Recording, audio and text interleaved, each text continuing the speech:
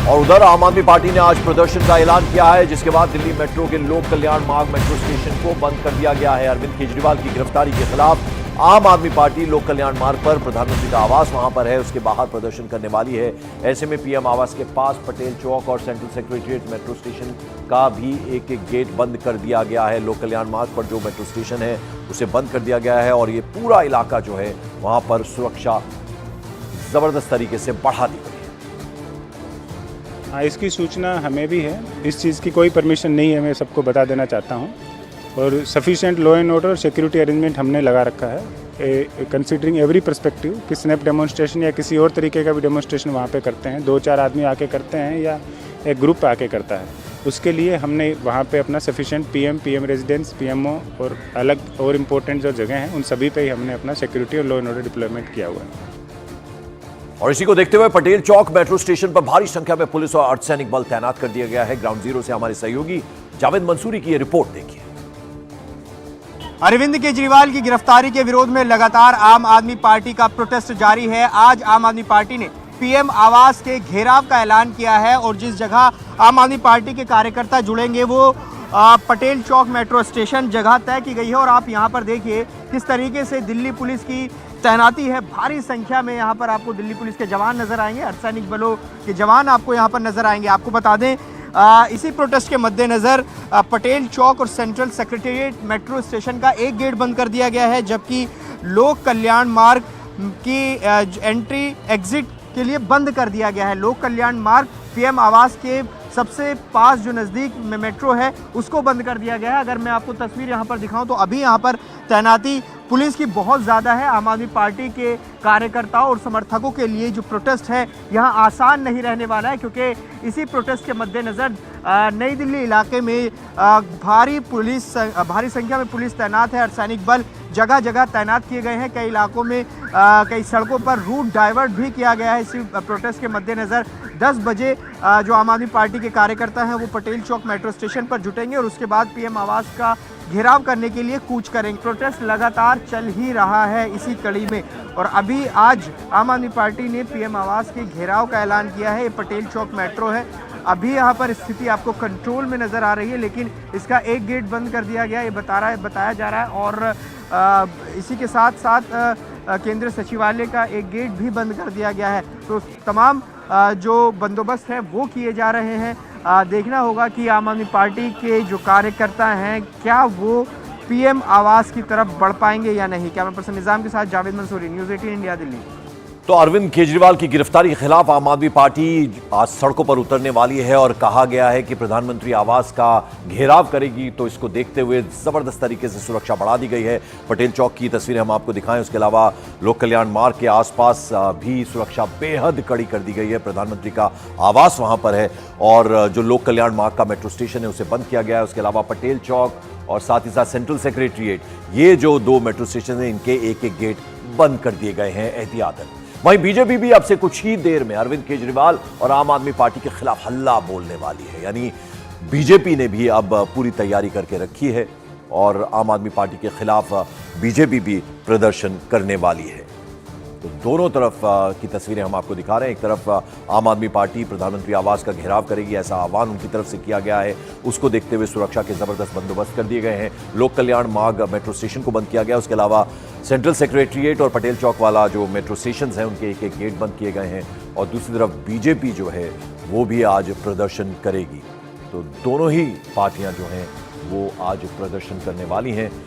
आम आदमी पार्टी के प्रदर्शन को रोकने की पूरी तैयारी कर ली गई है और जो मेट्रो स्टेशन हैं उनके एक एक गेट बंद किए गए। लोक कल्याण मार्ग का मेट्रो स्टेशन बंद कर दिया गया।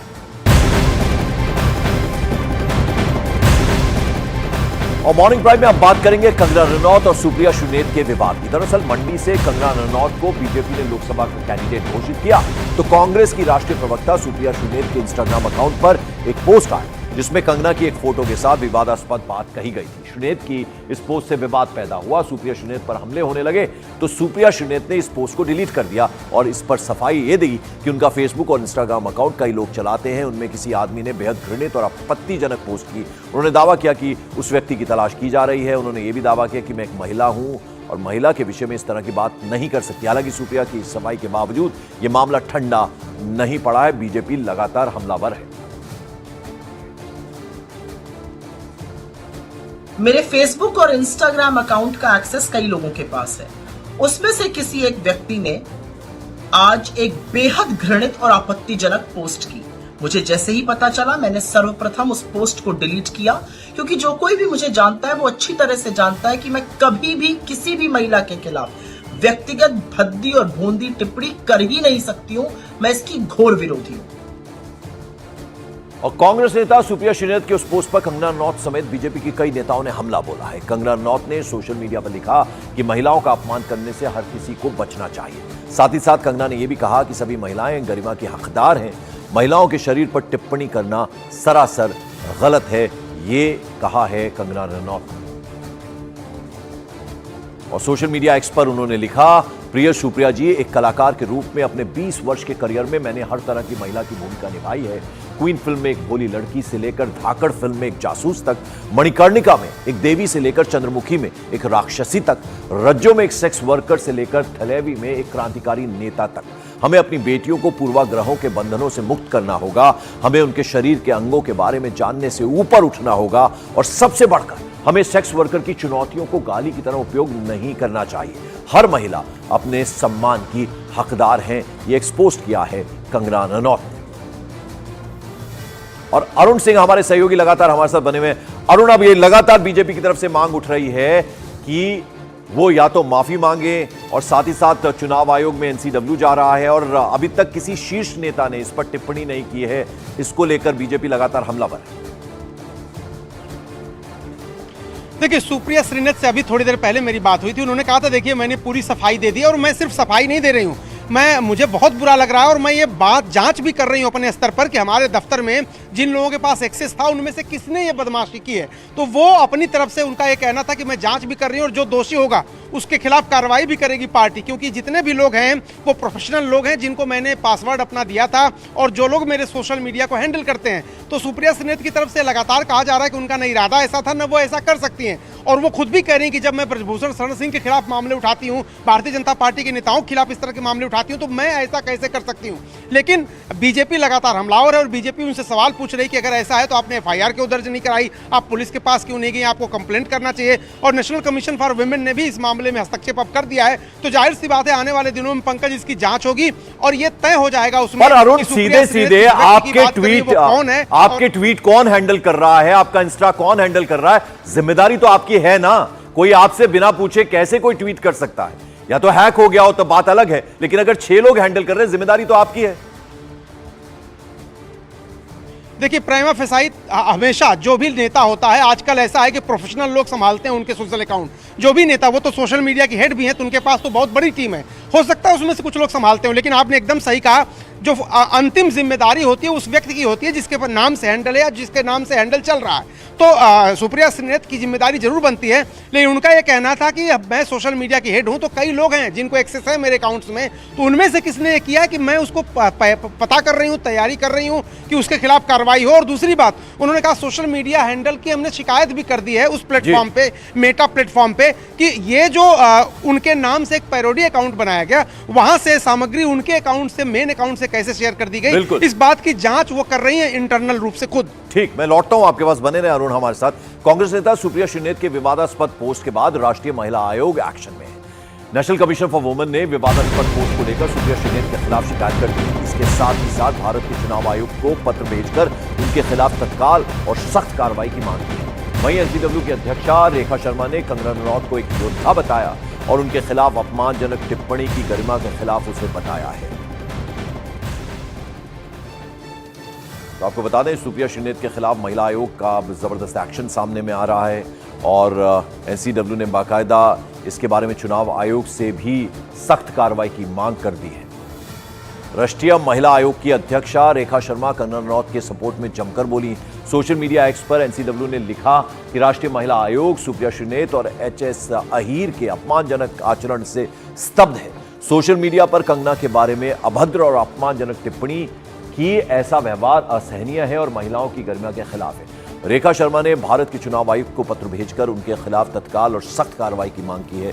आइए सभी महिलाओं के लिए सम्मान और गरिमा बनाए रखें, हैशटैग महिलाओं का सम्मान करें, ये एक्सपोस्ट एनसीडब्ल्यू की तरफ से किया गया है। और सुप्रिया श्रीनेत के कंगना रनौत पर विवादास्पद बयान पर सियासी संग्राम जारी है। जहां बीजेपी कांग्रेस से सुप्रिया श्रीनेत पर कार्रवाई की मांग कर रही है, तो वहीं कांग्रेस की कुछ नेता सुप्रिया श्रीनेत के बचाव में भी खड़े हो गए हैं। मैं हैरान हूं कि कांग्रेस की महिलाओं के प्रति और भारत के कलाकारों के प्रति, बेटियों के प्रति ये ऐसी घिनौनी सोच है। जो संस्कार युक्त हैं, जो समझदार हैं, उनको अच्छी तरह पता है कि रियल लाइफ और रियल लाइफ में क्या अंतर है। रियल लाइफ में एक कलाकार को कई चरित्र निभाने पड़ते हैं, तो क्या वो जो चरित्र निभा रहा है उसका रियल लाइफ का वही चरित्र बनाओगे आप कांग्रेस के लोग? वो तो एक्ट्रेस है, और एक्ट्रेस है तो उनका जो काम करने का तरीका है वो सभी लोग जानते हैं, लेकिन उनका कोई ऐसा कंट्रीब्यूशन समाज के लिए, देश के लिए, पार्टी के लिए नहीं है। जाहिर है कि जो कार्यकर्ता सालों से लगा हुआ है तो उसको इस बात का तकलीफ ज़रूर होगा कि ऐसे लोगों को ऊपर से लाकर बैठाया जा रहा है। अरुण, चूंकि चुनावी माहौल में ऐसे में टफ टाइम्स फॉर कांग्रेस, पहले शक्ति वाले बयान को इतना बड़ा मुद्दा बना दिया बीजेपी ने, और अब ये जो एक्सपोस्ट, जो इंस्टा पोस्ट हुआ है, ये कांग्रेस को फिर से मुश्किल में डाल सकता है। इस बात का अंदाजा है कांग्रेस को? देखिए, अंदाजा है, और भारतीय जनता पार्टी ने जिस स्तर पर इस मामले को उठाया है और लगातार उठाने की कोशिश वो कर रही है, और आज पूरे दिन जो बीजेपी के नेता हैं वो इस मुद्दे को उठाएंगे। कल भी होली के दिन उन्होंने उठाया, जोर शोर से उठाया, खुद कंगना रनौत भी सामने आई और बड़ा बैलेंस्ड उन्होंने एक प्रतिक्रिया दी है। तो बीजेपी चाहती है कांग्रेस को घेरना। सुप्रिया श्रीनेत चूंकि खुद वो एक महिला है और महिला अधिकारों के लिए खासतौर से जो आरोप वो भारतीय जनता पार्टी के नेताओं पर लगाती रही हैं और बड़े ही कड़े शब्दों में लगाती रही हैं, तो खुद भी वो चाहती हैं कि जो जिन लोगों ने भी ये गलती की है उनको सामने लाएं। अगर सामने वो नहीं आते हैं तो जाहिर सी बात है सुप्रिया श्रीनेत पर सवाल उठेंगे, भारतीय जनता पार्टी लगातार हमला करेगी और गांधी परिवार पर भी हमला करेगी। चूंकि गांधी परिवार के 3 सदस्य जो इस समय हैं उसमें से 2 महिलाएं हैं, प्रियंका गांधी और सोनिया गांधी, और दोनों महिला अधिकारों के लिए लड़ती रही है पार्टी के अंदर भी। तो ये सवाल बीजेपी पूछेगी कि सुप्रिया श्रीनेत के पोस्ट पर आपका क्या कहना, और वो तब तक पूछेगी जब तक इस मामले की सफाई नहीं आ जाती या सुप्रिया श्रीनेत उस शख्स को ला के सामने नहीं खड़ा कर देती जिसने ये गलती की है। पंकज।